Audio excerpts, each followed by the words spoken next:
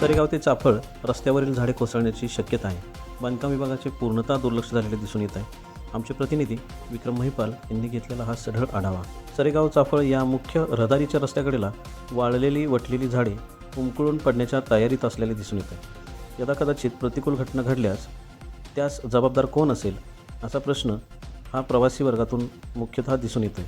त्वरित बांधकाम विभागाने लक्ष घालून उपाययोजना कराव्यात. अनेकदा चालू रहदारीमध्ये वटलेल्या झाडीची फांदी पडलेली दिसून येते. सध्या चाफळ भागात पावसाचे वातावरण आहे. वाळव्याच्या पावसाने झाडांची सर्वत्र धोका तयार होत आहे. अशी वटलेली झाडे रस्त्याने जाताना दिसत आहेत, परंतु रस्ते दुरुस्ती दरम्यान अशा झाडांकडे दुर्लक्ष केले जाते. वाहतुकीदरम्यान एखाद्या वाहनांवर अथवा रस्त्यावर पडलेल्या झाडांमुळे जीवितहानी होऊ शकते. बऱ्याचदा आड रानात असलेल्या वानरांची टोळी धुडकूस घालताना दिसते. ही झाडांची फांद्या कुमकुवत असल्याने वानरसेनेकडून झाडांची मोडतोड होत असते आणि हे सर्व अकस्मित घडत असताना सर्वसामान्यांना तसेच वाहनधारकांना जीवावर बेतण्याच्या मार्गावर आहे. तरी बांधकाम विभागाने लक्ष घालून मान्सून चालू व्हायच्या आतमध्ये झाडे व्यवस्थित करावी अशी प्रवाशांची मागणी आहे.